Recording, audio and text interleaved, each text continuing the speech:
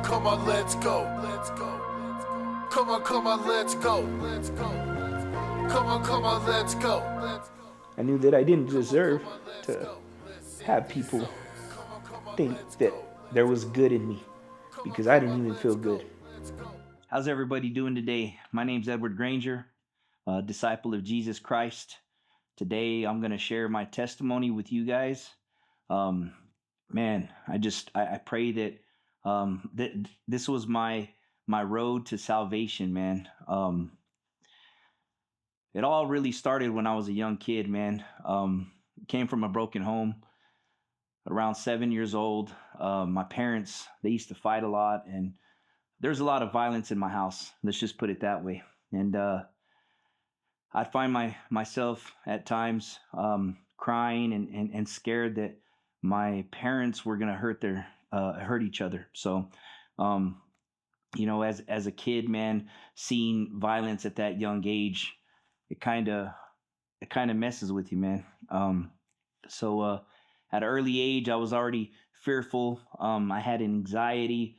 I mean, I didn't even know what those words were then, but now as an adult, I found out what it is to have those kind of feelings. But by the age of 10, they split up, they divorced, and I thought that was the end of my world.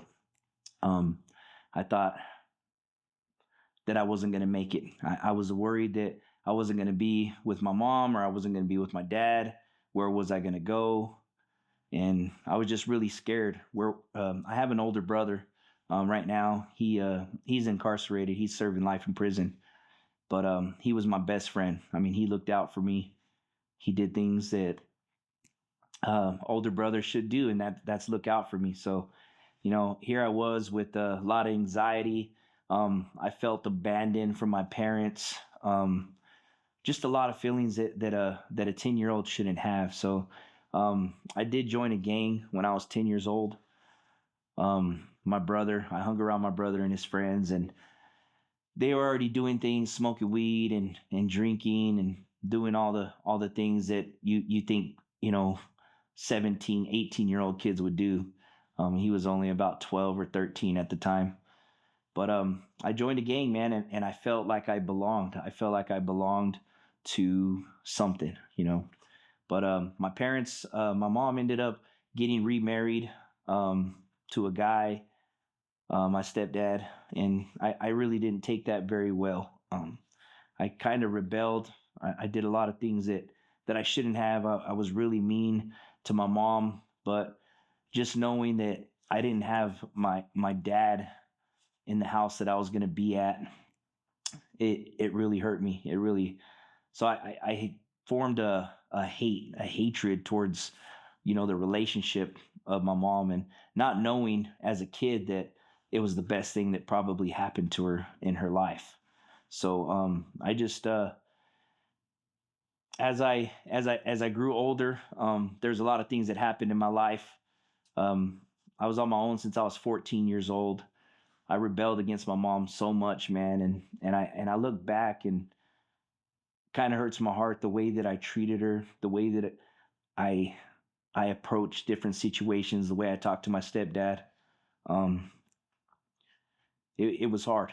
It was hard. I had so much anger built up. I had so many hard feelings towards everything in life, and at the same time, I was trying to fill this void that I had that was empty from being left alone. So as I go through, as I'm sharing with you guys, there's a lot of times that I seen God in my life, and I know now that I'm an adult, and now that I'm a believer of Christ and a follower of Christ, I'm able to look back on my life and know the times that God was in my life, and He's always been with me, even though I wasn't faithful, even though I was doing the things that I did. I just know that He was there with me the whole time. Uh, so I go back. Age 14 is when I left from home. I ran away from home, and I wanted to be on my own. I wanted to grow up quick, man. I didn't want the rules from my mom. I didn't want the rules from my stepdad or anything like that. And they used to try to get me to go to church so much. And um, there was times I felt the presence of God when I went to church, but I was always so rebellious, and I wanted to push it away, but the Holy Spirit was just hovering over me. And I can tell that as I said, as I look back, I knew that God was there, but I wasn't ready.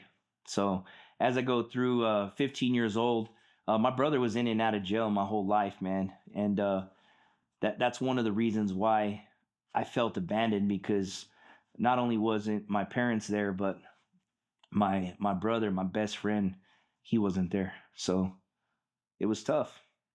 But I found some friends. They were the wrong friends, of course, but there were friends who accepted me, friends who I felt like would do anything for me. So age of 15, my brother got out of jail, man, and we partied, we smoked weed, we'd do coke, we'd drink bottles, we'd go steal all kinds of liquor bottles, and all of the friends that hung around, they would drink one bottle by themselves, and that was me. I had ulcers at that time, so I used to get really sick, and I would throw up every time I drank and smoked weed. I would just throw up, and it was pretty bad, man.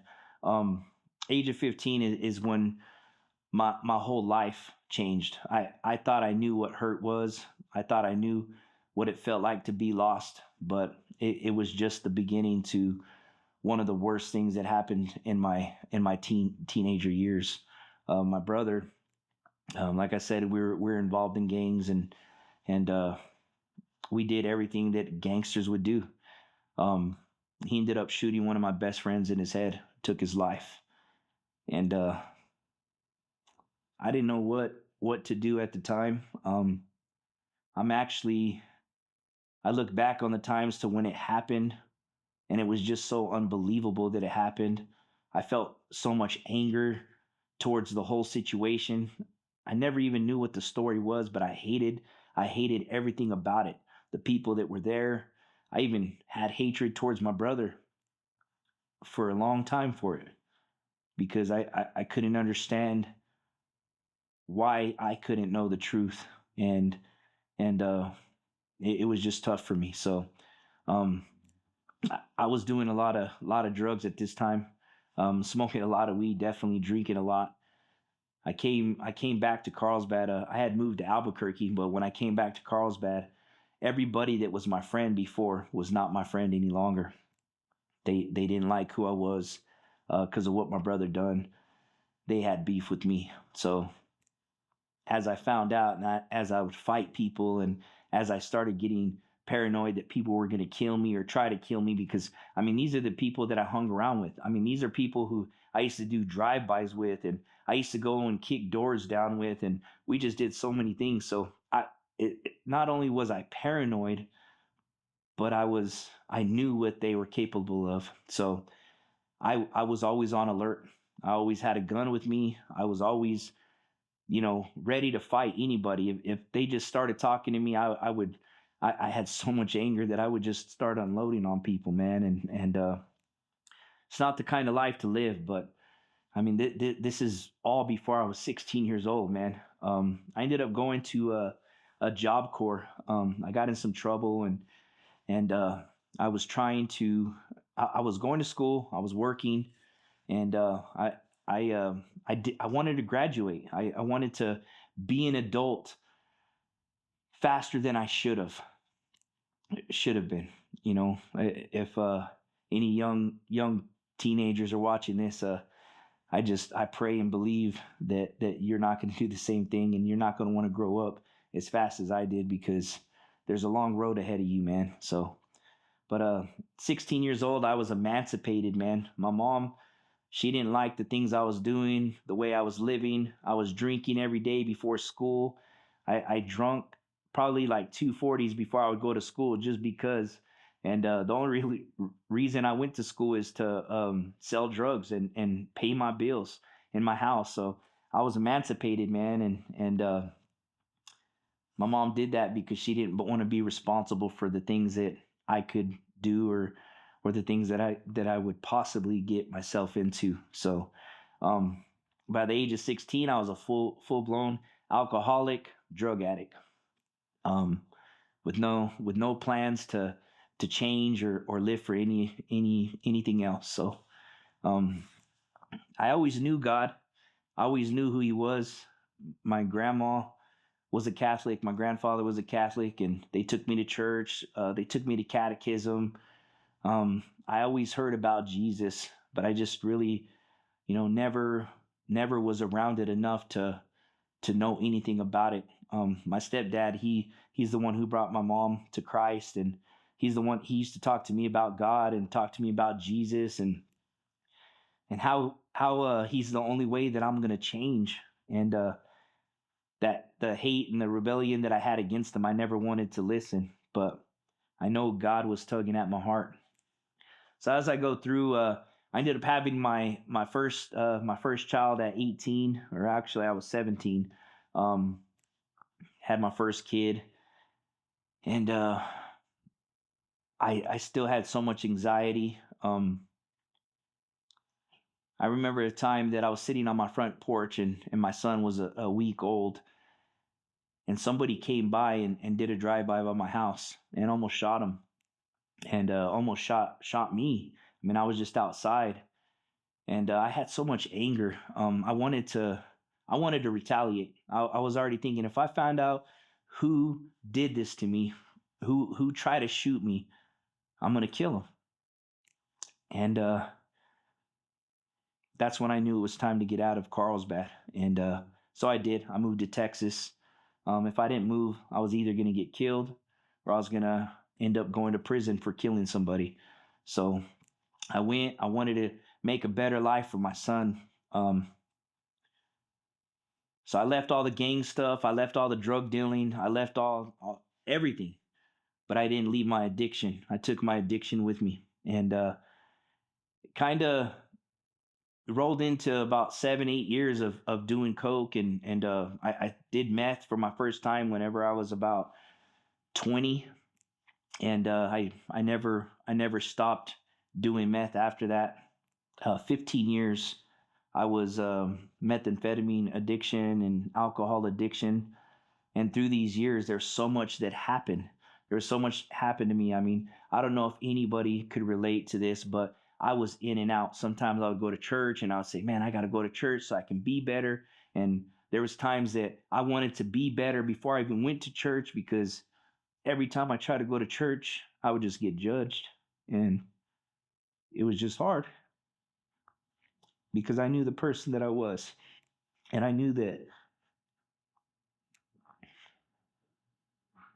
I didn't deserve to have people think that there was good in me, because I didn't even feel good.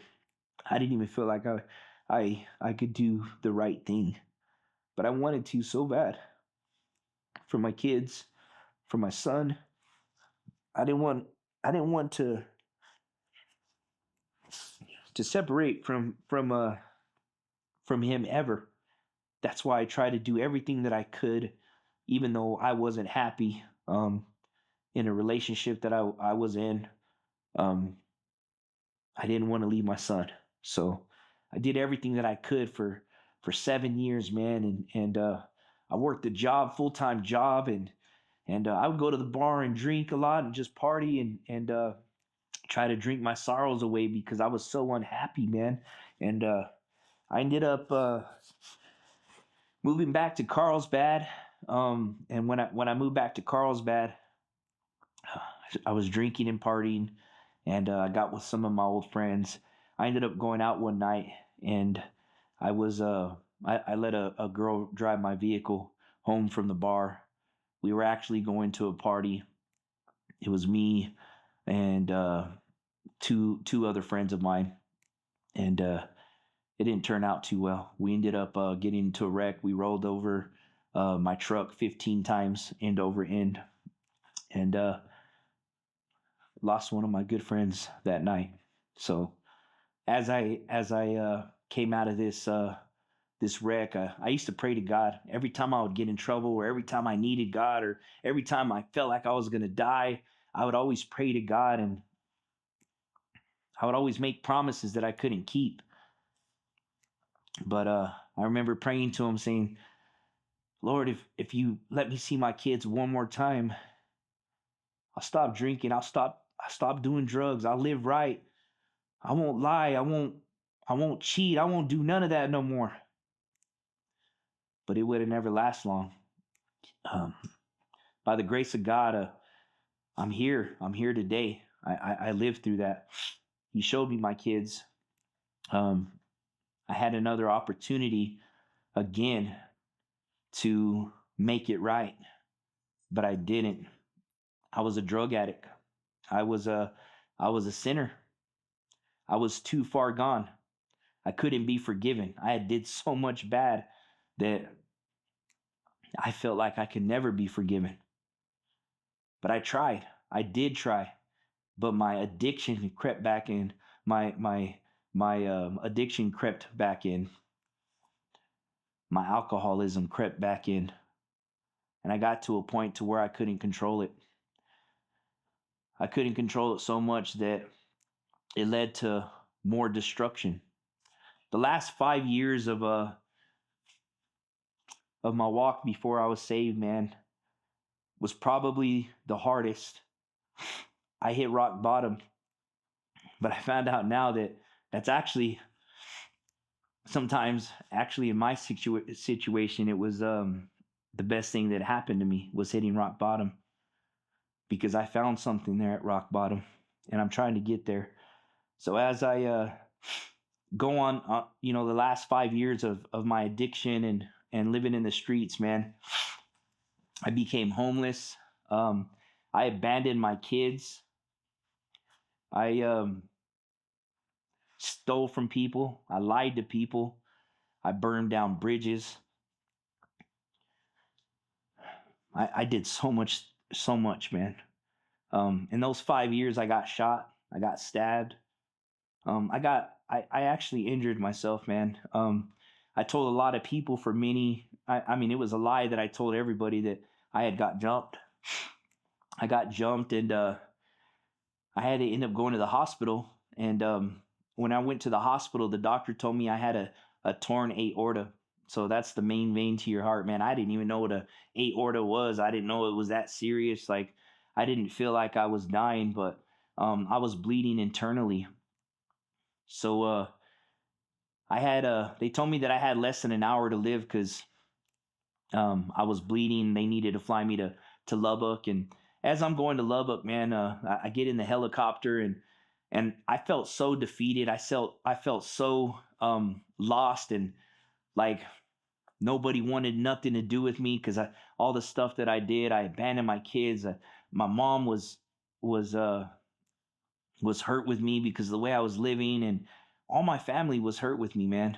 And as I was before I was gonna fly off, man, I always, like I said earlier, I used to say that God help me, please get me through this. But I already knew that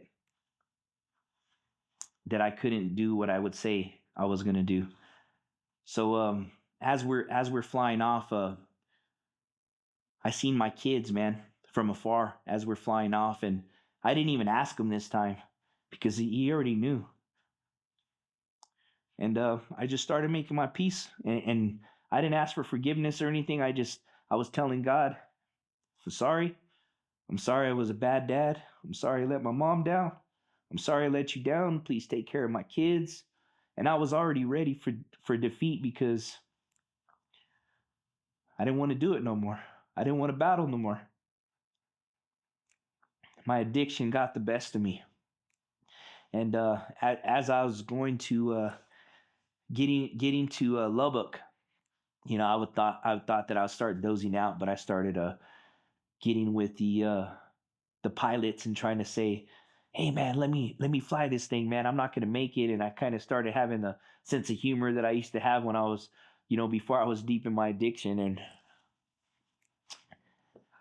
I made it there, man. So as I go in there, my mom. One thing I gotta say about my mom is, man, I love my praying mom. I mean, if it wasn't for her prayers, I don't know where I would be. And if you're watching this, mom, or when you watch this, just know that I'm grateful for all the times you prayed for me, and I'm sorry that I put you through everything that I put you through, and you had to see everything that I went through.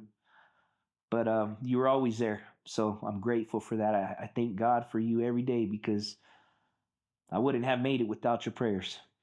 So she got to Lubbock, man, and I didn't want to have a surgery. I was supposed to have a surgery. They're gonna cut me open, and I was like, I don't want to be cut open, and I don't want to go through this, and I don't want to live. And my mom was telling me, I'm just gonna start praying for you right now, and she prayed for me, and I ended up. The doctor came in, and the doctor said he's gonna take me out. I mean, he was looking at me all like he's never seen this before, and they did an MRI, and they found out that I was healed. My torn aorta, um, I got some kind of blockage there, and it was a miracle. I was saved. God saved me once again. By His grace, I am still here today.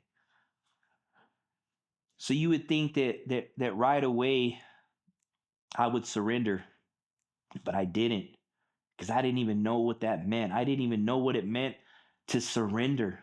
Like I would ask myself, what does that even mean? Like I'm a man, I can't surrender. So I walked through some times, and I did try to get close to God. I did try to do things that were right with God. I started reading, and I kept trying to get closer. And I know that there's people out there that try to get close to God, and then all of a sudden something happens and it sets you back, and you start questioning God, and you may get mad at God because you think it's God doing these things to you. The Bible says that only good things come down from heaven. So that's a lie from the enemy. From we have one enemy, Satan, and he used to lie to me a lot, man. And I was going through this thing. I was battling. It was a spiritual battle. Like I didn't know it then, but I know it now.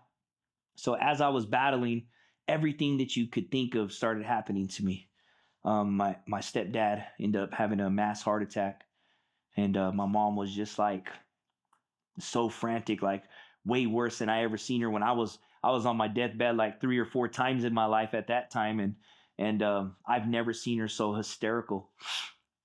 But I started hurting because just knowing that the fact that this man who helped, and he was the light of Christ, helped change her life, she wasn't going to have him anymore, because he wasn't going to be with us no more. So it was tough for me, man. But God pulled him through.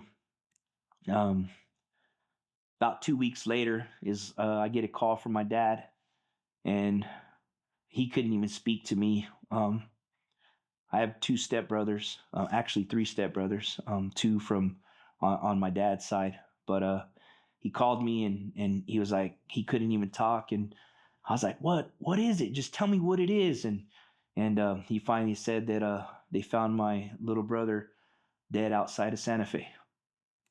So I was pretty lost. Didn't know didn't know what I didn't know what to do. Um, I know that I was mad. I was mad at God. I was mad at everybody. Like, why are you doing this to me, God? Why I'm living right. I'm not doing drugs, and I'm doing everything I'm supposed to, but you're taking my family from me.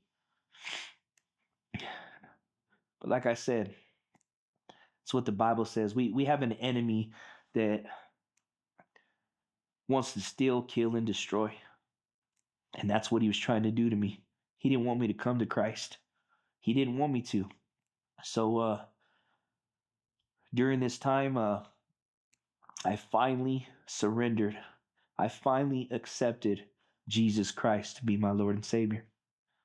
The moment I did that, it changed my whole life. I said the prayer before. I was at a church camp that I got that my parents made me go to when I was 13. My stepdad and my mom, and I didn't believe it. I was just kind of just saying it, and I kind of felt it, but the enemy wanted me gone so bad, and he wanted me apart his number one goal is to separate us from God. And that's what he was trying to do. But after 15 years of, I say longer than since I was 7 years old, all the heartache, all the shame, everything he took away, everything he came and he started restoring. I still went through some things. Um, a lot of people think that after you're saved, that your life's all perfect and nothing happens, but that's not true. Trials will come. You will see trials and tribulations. Even Jesus said that.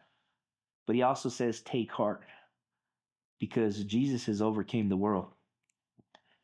So that's probably pretty much it. I'm thankful. I'm thankful for Jesus. This is my salvation testimony. I got so much more testimony, but as for today, I give God all the glory for where I'm at today. Um, Married to my beautiful wife Kelly, and I wouldn't have it any other way. But I thank you guys for sitting in with me and watching and letting me share my testimony to salvation with you guys. Just know that if there's anybody out there who's struggling, who feels shame, who feels broken, who feels lost, who feels abandoned, just know that we have a king and his name is Jesus. Just know that he's waiting for you to come home. He's waiting for you to come to him. He created you. He's our creator. He's the King of the kings and Lord of lords. And he loves you. He loves you and he's ready for you to come home. So I thank you guys. It's a blessing to be here, to share my testimony with y'all. And until next time, God bless you. Hi, welcome to God's Gang Podcast. I'm sitting here with Edward, and at this point, you've just finished listening to his testimony, and so we thought it'd be cool to sit down now and kind of delve more in depth and kind of break into that testimony a little bit more. So it's good to have you, Edward. Yeah, thank you. Thank you. Hey, I'm blessed to be here. Blessed to be able to share my testimony and I'm blessed to be able to sit and discuss it with you. Yeah. Well, I got the pleasure of behind the camera and doing editing and get to listen to it quite a bit. And I gotta say, it's pretty powerful and crazy. Like me growing up, nothing like that. So it was wild to listen to, and yeah, maybe not good way, but it all works out in the end. Yes, sir. Yep. So. Yeah, so there's some things that I would like to talk about, especially, as we go through the testimony, kind of want to break that down. So as I was a younger child, when all this started, everyone has a start, right? Everyone has a start where they remember to. I know sometimes people say, "Man, I remember back when I was like 3 years old." I'm like, "How do you do that, man?" I don't know. I can't. Yeah, but I hear those stories, Yeah. But yeah, man. There were some bad things, and I do want to talk about the good things, Oh, for sure. So as growing up, man, I remember my parents, man. I remember us going on family trips and, doing things as a family. We used to take family photos and man, I love my parents. You know what I'm saying? And I talked about how I saw them fighting and stuff like that. But I didn't get a chance to see, tell you the good and, tell everybody the good that happened in my life. There's a reason why I was devastated that they separated, you know what I mean? Right. So it wasn't all bad. So I just want to clarify that, you know what I mean? My brother, we had some good times on rollerblades, and I'll share a couple of stories with you from my childhood, man. I remember, so I was always the tough one, man. And my brother, I'm not saying he wasn't tough, but I was always the one that was testing everything, and my brother would send me first or whatever happened. But there was one time that my brother, he always used to look out for me, man. And one time we went to Six Flags.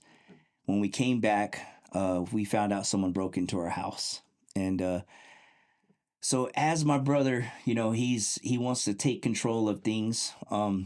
He decides he's gonna catch somebody who's gonna break into our house again, right? So he goes and sets booby traps all over the backyard, man. I mean, we were young kids, right? And I was outside. I was outside one night, and I was playing baseball in my backyard with one of my good friends from down the street, and she threw the ball to me, and I hit it, and it was like a home run. So I was all celebrating home run, and I was going around, and then all of a sudden I feel this sharp pain right through my toe. I look down, and there's a curtain hanger like this big that goes all the way through my toe. Ooh. And yeah, man. And come to find out, it was from my brother's booby traps that he set. You know what I mean? So here I am, and I'm crying, and Oh. she goes and gets my dad, and my dad comes out, and he takes me inside, and my dad, I was always afraid to get in like a hurt or something around my dad because I didn't want to get in trouble and stuff like that. Just as kids, we tend to think we're gonna get in trouble for everything. Yeah. So I'm trying to be tough, but this one just hurts. And I remember him coming in, and he pulled it. He pulled it out, man. He pulled the curtain hook out of my toe. And but yeah, man, that was a good memory. Even though it hurt, I think it's funny now. You know Yeah. what I mean? And I laugh about it now. But there were some good times. There was some good times in my childhood, and that's why I was so devastated when my parents, split Right, up. because you saw the good, you saw what was possible. Right. Yeah, Right. yeah, that's understandable. Yeah. Well, I know there was one thing right away that from your testimony that well, it kind of hit home for me because I got a son that's 9, and you were saying at 10 years old you joined the gang. Yes, sir. Like that's insane. Yeah. Like, well, what does that look like? Man. So I hung around my brother a lot. Um, hung around his friends, and I was to a point to where when my parents were distant and stuff like that, I wanted to feel loved. I had this. I felt abandoned, and when I hung around my brother and his friends, I didn't feel so abandoned, and then my brother was in a gang. They actually formed their own gang. It sounds crazy, man. But if you knew my brother, you would be like, "Oh yeah, I don't put it past him." You know what I mean? But they had their own gang. It was pretty big, and I told them that I wanted to be jumped in, and they jumped me in, man. They jumped me in, beat me up pretty bad. I was 10 years old, getting jumped by 5 or 6 guys, man, and Holy cow! and that was when I first joined a gang. Started smoking weed. I didn't really want to drink, and my brother really didn't let me drink or anything like that. My brother really never let me do any of the real bad things. He would always keep me from doing that. Nah, you can't do this. You're too little, or nah, you can't go with this time. And it's crazy because I mean, it's not. I can't say it's crazy, but I know God was shielding me from things because every time He went without me, He told me to stay back. Was the time that they got caught and he got in trouble. So, you know, God was with me, Even at that time, yeah. even at that time. But it was pretty scary, looking back, and a lot of people don't even believe me, but I was 10 years old when I got jumped into a gang, man. So at this point in time, I know like through your testimony, you had said that you grew up kind of around the Catholic Church and that. Did you know about church at this point in your life, or did that come later? Yeah, so ever since I could remember, my grandma would always want me to go to church. She would take me to catechism, and I want to say that my mom even took me because my mom wanted to be around her friends, and that's kind of what parents, do. I mean, that's just I mean, I don't know if that's the fact. I just know that I was there a lot, Right. and I learned a lot of stuff. I learned a lot of stuff about Jesus, and I learned all the religious stuff, and got to see, the whole thing of how to be an altar boy, and Hail Marys, and the Lord's Prayer, stuff like that. But I knew God from an early age. Right. Okay. I was just curious because, like, obviously, like, God was with you in that time. I was just wondering if it was just if did you recognize it at that time, like when that stuff happened, or was it just kind of Absolutely not, man. Mm. I never, until I was a Christian, until I was a disciple of Jesus, I didn't know any of the times that God was with me, and I never even recognized it. I always, if something happened or I wasn't there or I didn't get caught with something, I just thought it was luck. I never thought it was God that was protecting me from things. okay? All right. Well, so your parents had their breakup, and then your mom met your stepdad, and you were saying you weren't having any of it, basically. Well, is that just because you didn't want him to be your dad, or what was happening there? Or? Um, it was more like a territorial thing, my dad wasn't the man of the house, so me and my brother kind of had to, take that role on, and knowing that he wasn't my dad, I've seen, different people around my mom. She had, a few boyfriends that I knew, and I didn't like them. Right. They weren't my dad, and I remember meeting Joe. His name's Joe, my stepdad.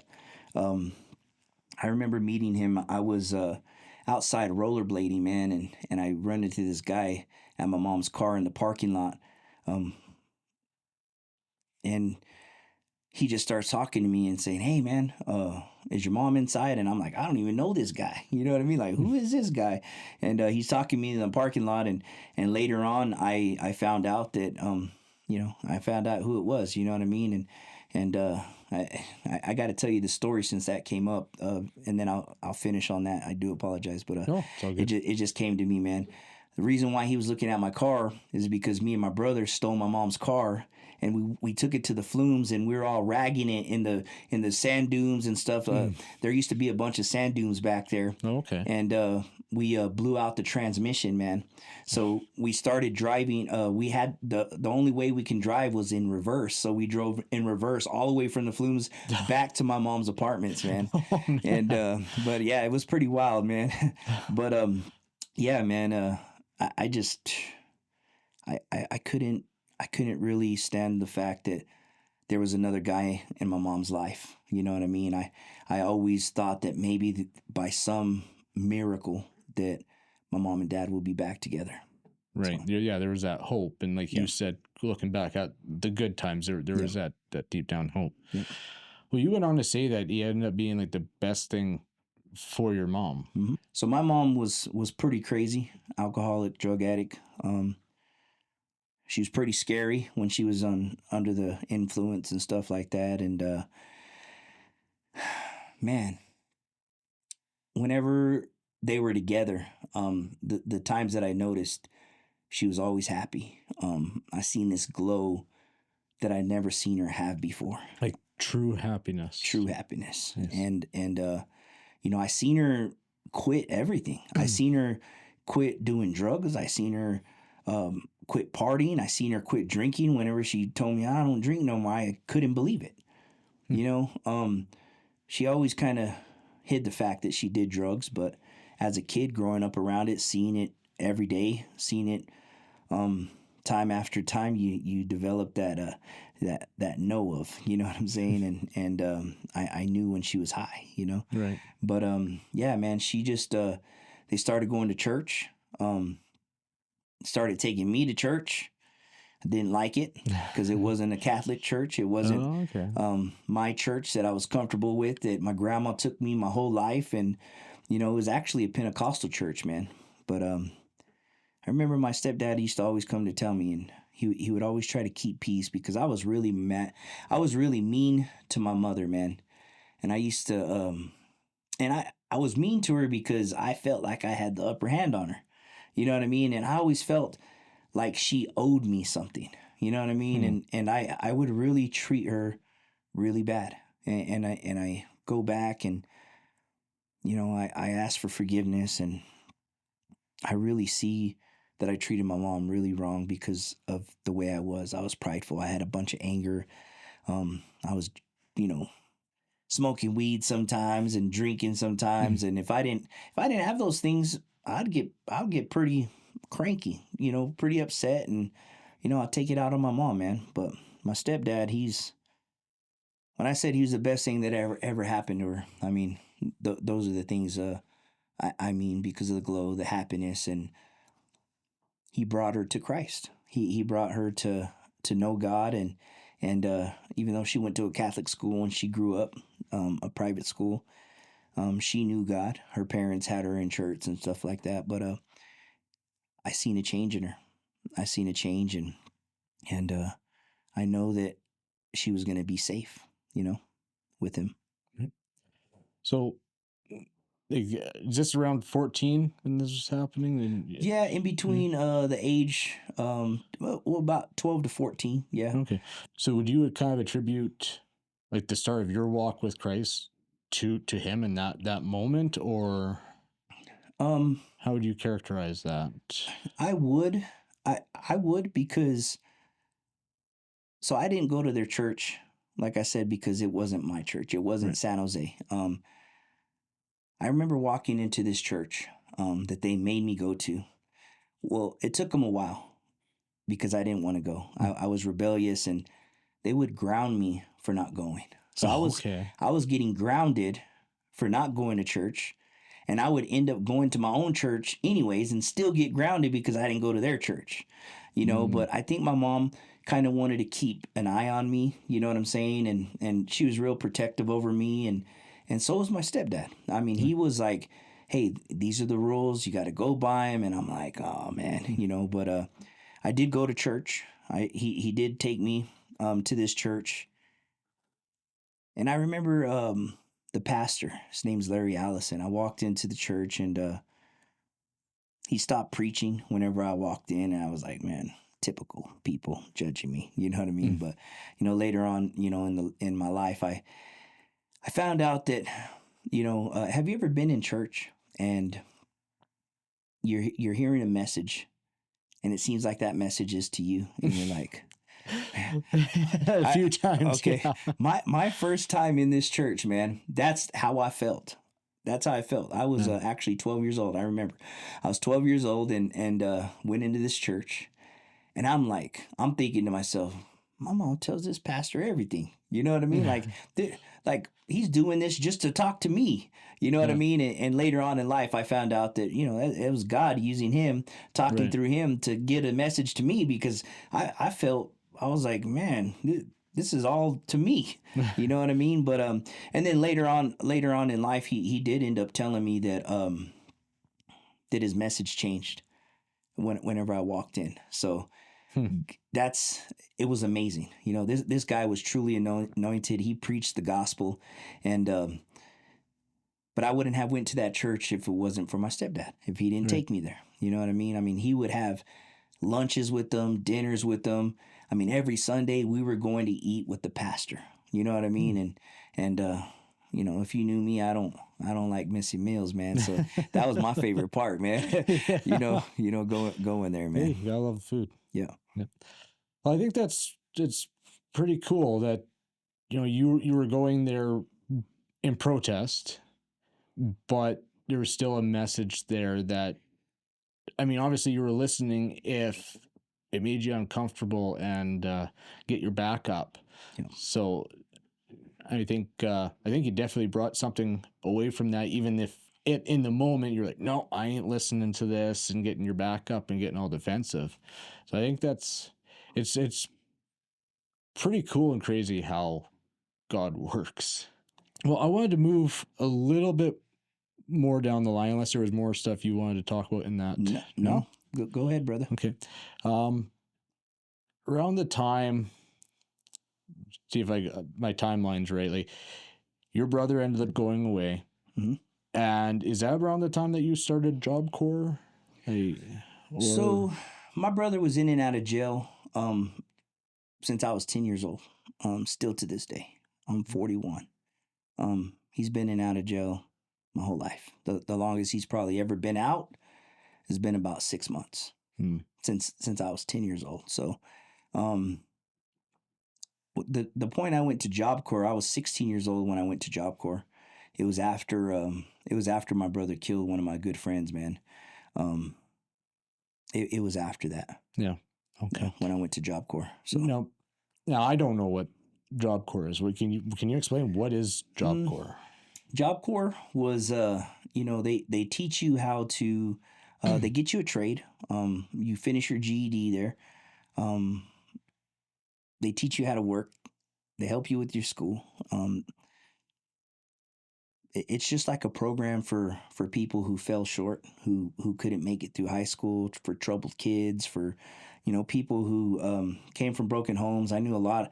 I mean, everybody that I met at Job Corps came from a broken home, came from addiction home, came from an alcoholism home. There was just a bunch of misfits there, really. Right. I didn't know anybody there who was there on their own accord. Most of them were there because it was either there or jail, and that was kind of like me. That's why I was there. Yeah. Were you kind of looking for a way out at this point in time?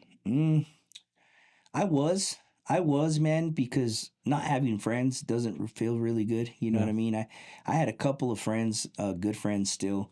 One of them actually went with me to Job Corps. I went to Job Corps, and on my first day being there, man, I broke my ankle, man.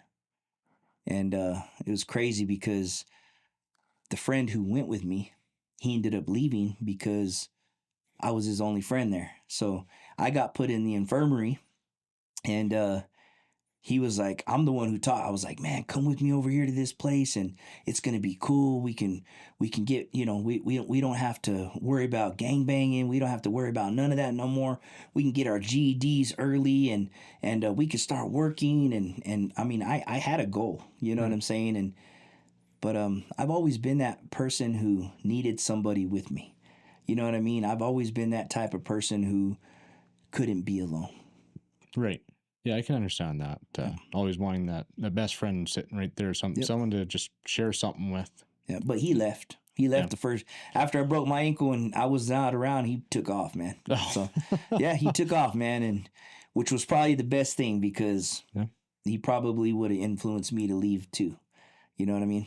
It was kind of like your last link to back home the old ways, or yeah. I mean, I was on my own at that time. I'd been on my own since I was 14 years old. My mom, she kicked me out because I got a tattoo, and I took off for like 2 weeks. Didn't want to come back, considered like a runaway, and I just rebelled a lot, man. And after the stuff with my brother, all that big stuff, and I really wanted to change my life. I truly did. I truly did. But when I went to Job Corps, I met other people. I met not so good people, but I met some people that are in my life today, and they play a big part in my walk with Christ. They were part of my walk. They were actually just how we get confirmation as we're going through life. There's always a confirmation. You know what I mean? Like, is this real? Should I be doing this? And I met Brother Carl there. So So that's where I met him, and I mean, we were pretty crazy in that place, man. I mean, we did some pretty crazy things, and I got to the point to where I wanted to still have fun and not get caught. right? And for the most part we did, but that's where I met him, and I feel like that it was meant for me to go to Job Corps, because like I said, he's a big part of my walk right now. He's in our ministry, God's Gang Ministries, and that's where I met him, man, in Job Corps. Oh, that's amazing. That's yeah. That is awesome. And so you at this time you ended up getting emancipated too. Yep. Like, how does a person get emancipated at 16? Man, it was. To be honest with you, I got to ask my mom that. Mom, if you're watching, get with Brother Kyle. And did she have to sign off? Yeah, she did. Yeah, she did. We had to get it court ordered because I was legally an adult at 16 because my mom didn't want anything to fall back on her. So she got me emancipated. So at 16 years old, I was legally an adult. I used to have like the truancy officer come hit me up and try to get me and try to say he was going to take my mom to jail. I'm like, you can't. I'm emancipated, man. Like through the court, I'm gonna. Well, you're still 16. You need to be. Nah, man. I need to work. Is what I need to do. I pay my own rent. I pay my own bills. Like yeah. I 16. I was emancipated, man. Do you feel like that was instrumental to who you are today, or do you feel like it hindered you, or that was a real moment of growth? I feel like streetwise and street mentality. Um, I feel like the growth in that area on learning how to fend for myself Hmm. and being on my own, but not educationally, if you will. You know what I mean? Because I tried to go to school. I truly did, but it got to the point where I couldn't go to school because I needed to work to pay bills. Yeah. So you Yeah, know it's what I hard to mean? go to school full time when you got bills to pay. It was hard. It got hard. It put a toll on me. And, the fact that I was an alcoholic and a drug addict didn't help matters. You know what I mean? No, But yeah. I couldn't keep up. Yeah. It was working to support myself, eat and support my habits, or go to school to help my future. You know what I mean? And Right. I just so I believe it hindered me more than it helped me. Right. As every kid, that I knew, they wanted to grow up fast. Yeah. They wanted to hurry up and be 18 so they can buy cigarettes and they can do this and that. And then you want to hurry up and be 21 because you want to buy alcohol. Yeah. But none of that really was the reason why I wanted to grow up. I wanted to grow up. I don't even know why I wanted to grow up. Like I had everything that I wanted at 16. I could buy beer. I used to know this person at a convenience store, and they used to let me buy beer. I would show them my ID, and they would let me buy beer, man. So I bought beer. I hung around older guys from Job Corps that I met in Job Corps. They bought. I mean, we had beer all the time, man. So I did. Like I said, I tried to go to school, but it just didn't work out, man. Yeah. Do you end up getting like a bitterness to the world out of that, or like, because I can imagine. Well, I know that there's a ton of teenagers out there right now, like you said, that I can't wait to get out. And I mean, you had that rude awakening that you want to get an education, you want to live on your own. Well, you got these bills to pay. Now you got to balance work, paying bills, and school. And I think a lot of teenagers that are in a rush to grow up and get out. Like, I can imagine there's some that might be listening in here. Oh, you got emancipated at 16. How do I do that? How do I do that?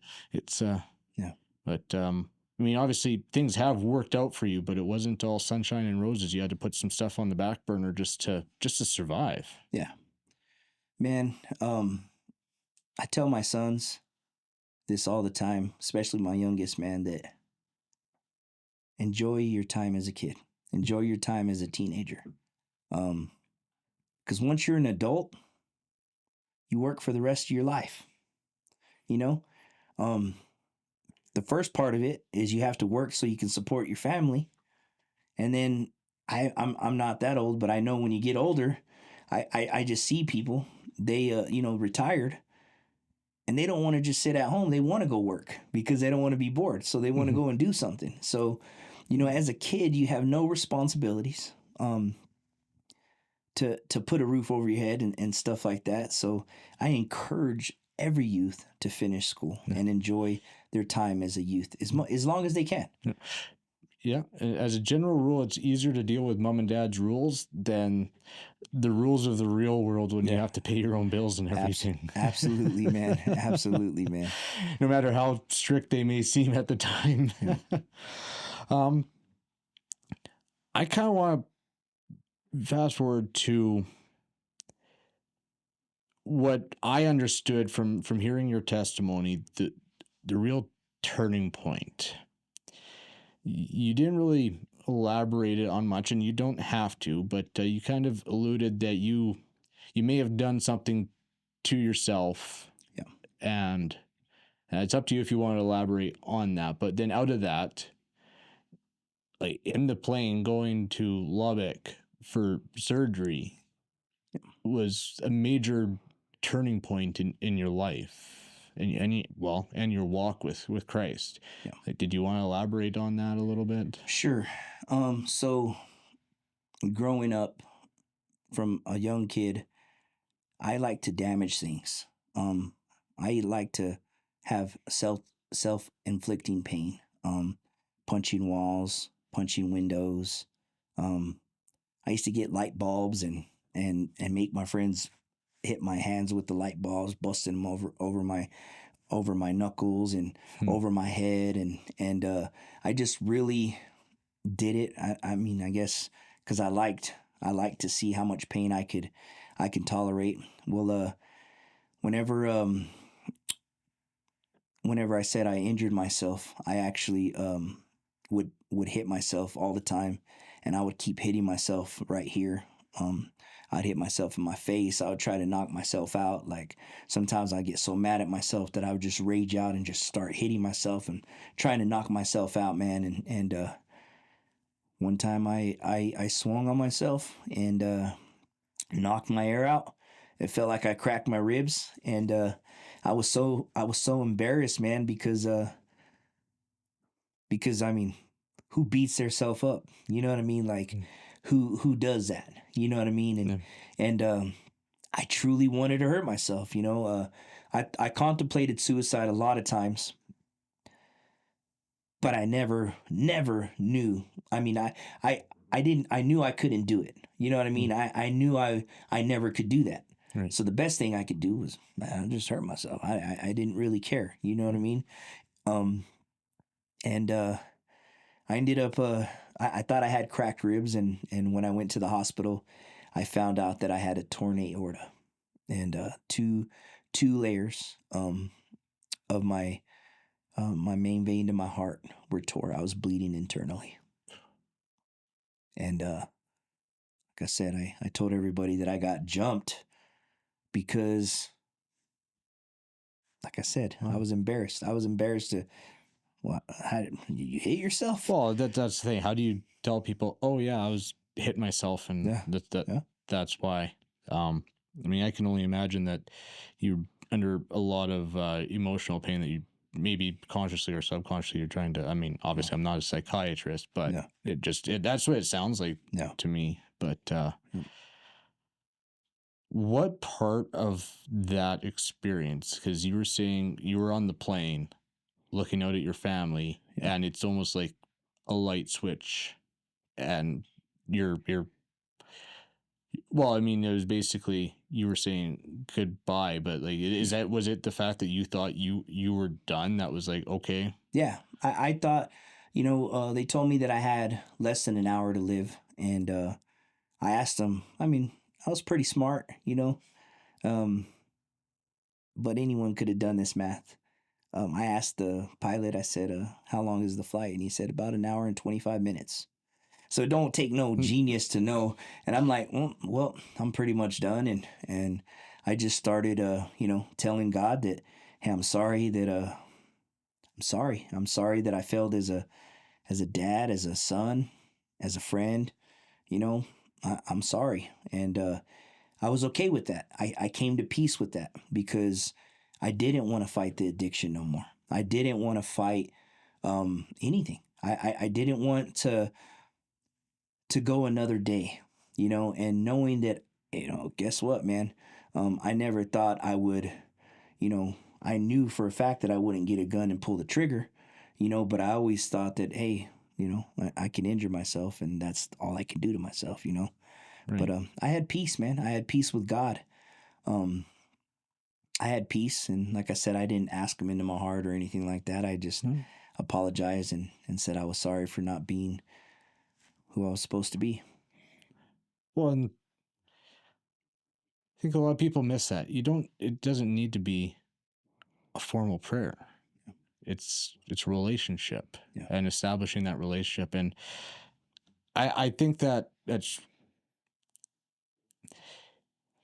It's unfortunate it took to that extreme where you thought there was no reprieve, there was nothing. It just, okay, I'm done. I'm sorry I messed this up.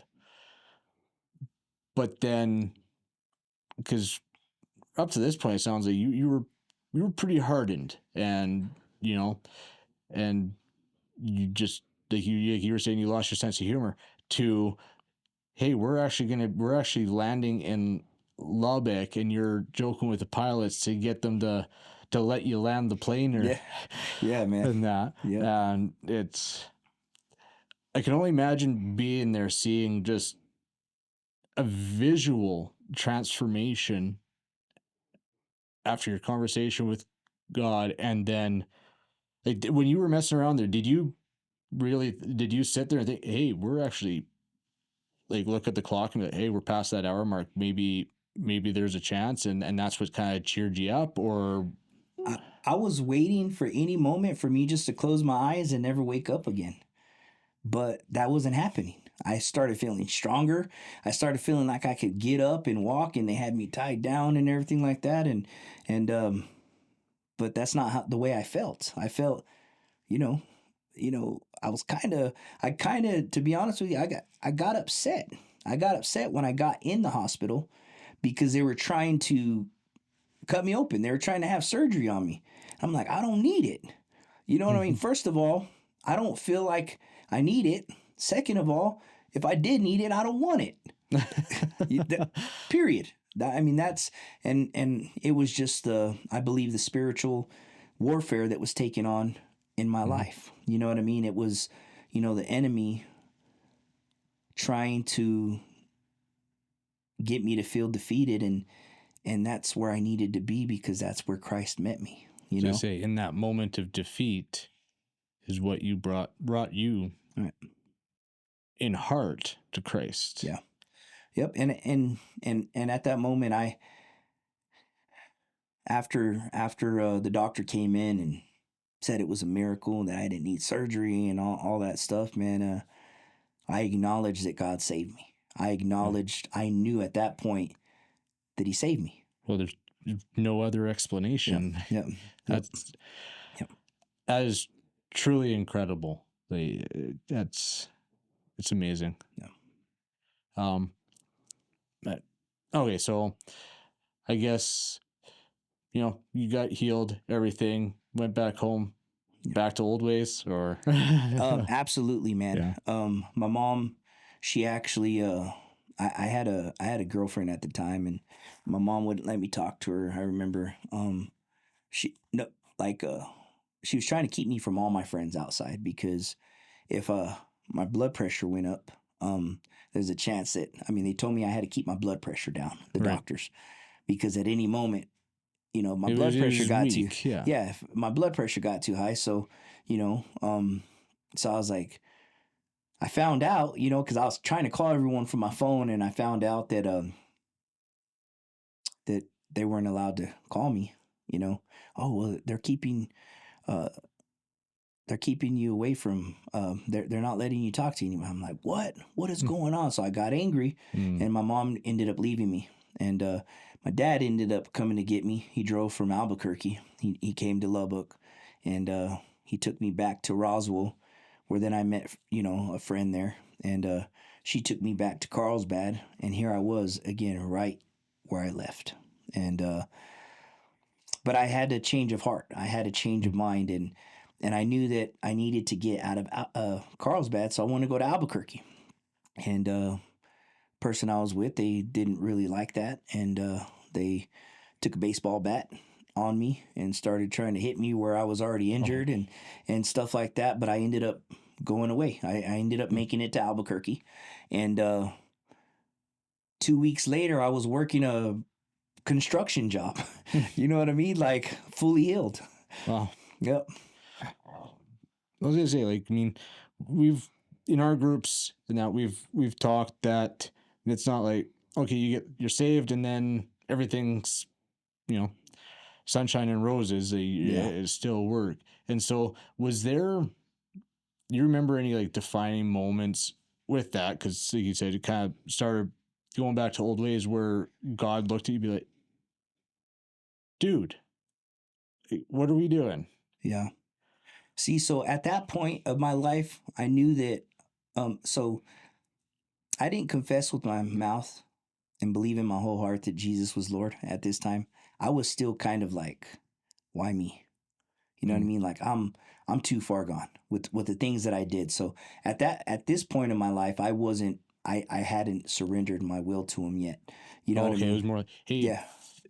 thanks for healing me in Yeah. that, but I am so far gone, you don't want me Exactly. around. Yeah, Okay. I wasn't there yet. I was curious, and I Yep. was like, hey, Well, but there's no way that God could say, forgive me for the things that I did, because I did some pretty horrific things in my life, and I just felt like I couldn't be. But I was trying to go to church with my dad. My dad and my stepmom, they took me to church, and I was trying to do the right thing. I was trying to clean up, man. I was truly trying to get clean and get away from that life. That's truly what I wanted. right. God saved me, so that's the least I can do. I can get my kids back. I can get my kids back in my life and get clean.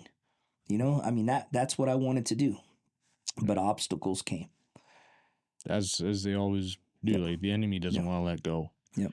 So what were these obstacles, and in the end, how did you overcome them? The obstacles were the trials and tribulations that were in front of me. The heart attack of my stepfather, finding out that he had leukemia, losing my stepbrother, just feeling like everybody turned their back on me, that I thought that were always going to be there, in my Right. life and stuff like that. And just a lot of that, man, and me trying to work and things not going my way, me, going to getting a job and just all the temptations around. I mean, you get to a point to, I don't know if you ever heard this, and people look at me crazy when I say this, but blessings, right? You got to be careful, because not only God, blesses people, the devil blesses people. Yeah. The devil used to be an angel, and I remember time and time again. I remember before, when I didn't have no money and I was stealing from people and stealing things and robbing stores and stuff like that, man, just to get my fix. But when I was trying to get clean, all of a sudden I walk into houses and there's piles of drugs and people offering left and right to get me high. I didn't know then, but I know now the devil was trying to bless me with bad, Yeah. with the wrong things. You know what I mean? And the temptation was hard.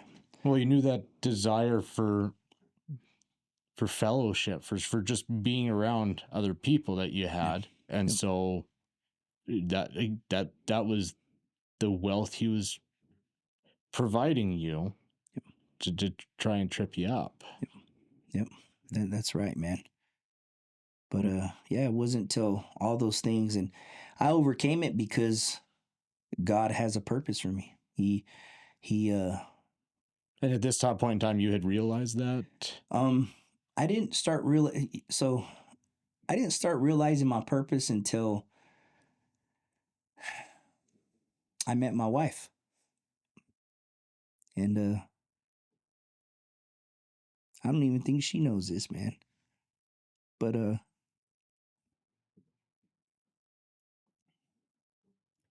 there's I got shown by God after I accepted him, after I surrendered, and I went to rehab, man. I went to this rehab. It was called Via de Esperanza. It's a 30-day in-house rehab, and it was like the fifth one I went to, man. But it was after the Lord saved me, and I knew that I just wanted to do better, and I went through this program, and he showed me that he highlighted 3 days in my life, man. And the first one that I knew is I was grateful that I was born. I used to Oh. I used to get mad. Like, why did you even create me? Because I recognized him as the creator, man. You know what I mean? And Well, I think that gets overlooked. yeah, That's actually pretty powerful yeah, to the point where you're thankful for being born. yeah. That's pretty big. So then I get a little bit down the line, and I get out and I go to Lifehouse, and I'm all like, he gives me another day that I'm thankful for. And it's the best thing that ever happened to me. And it's the day that I surrendered my will, and I accepted Christ as my Lord and Savior, man. So I was grateful for that. I'm like, man, I thought me being born was the best day, but God showed me, no, this is my best day. It was the best thing that I ever did in my life was accept Christ and start following him, you know? So then I met my wife, and man, I'm just so grateful. I'm blessed. I'm blessed that I ran into her. People think a lot of people thought we were crazy because she was in rehab, and I went to the same rehab, but I had graduated and stuff like that, man. And I remember the day I saw her, I told her she was beautiful, and I told her that I was gonna marry her. I did. Yeah. I did, man. And I imagine that went over really yeah, well. she was like, who is this weirdo? You know what I mean? Like, this guy is weird. You know what I mean? We talk about it and stuff like that. But the third day is the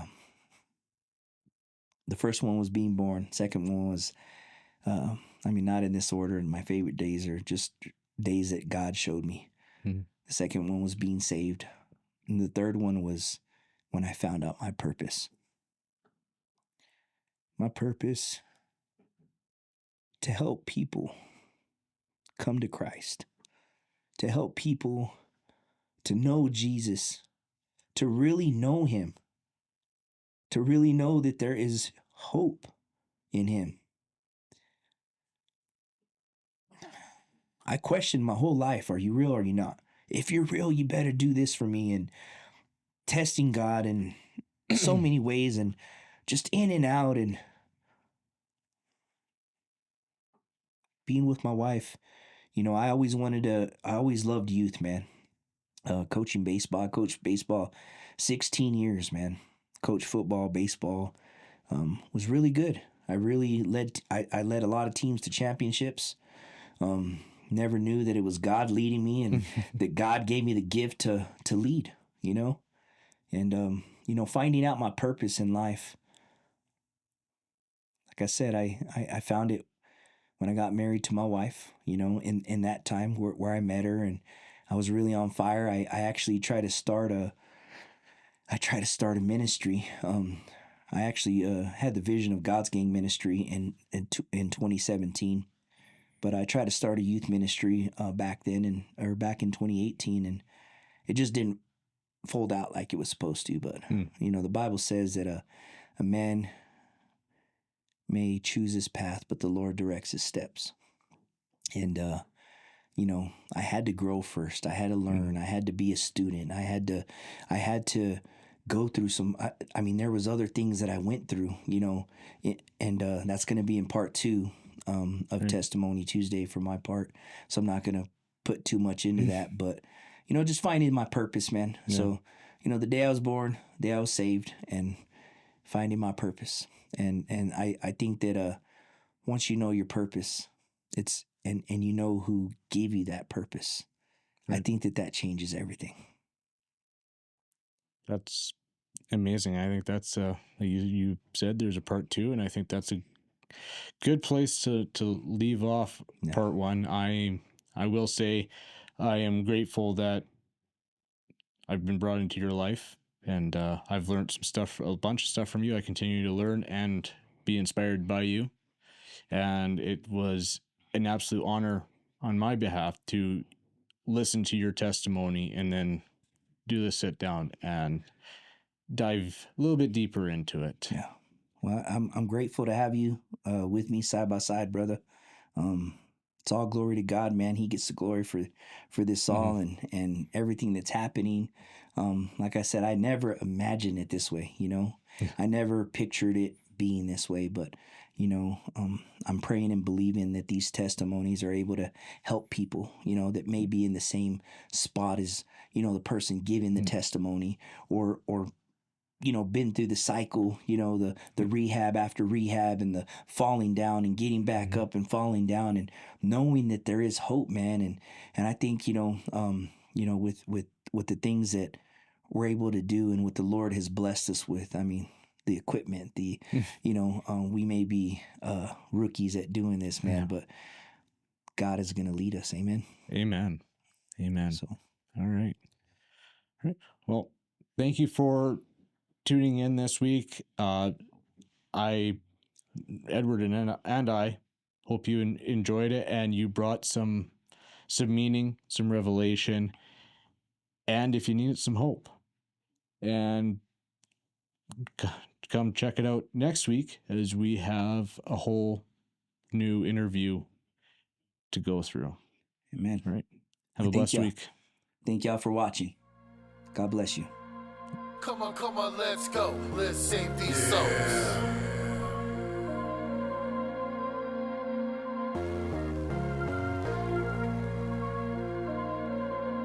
Come on, let's go. Let's save these souls.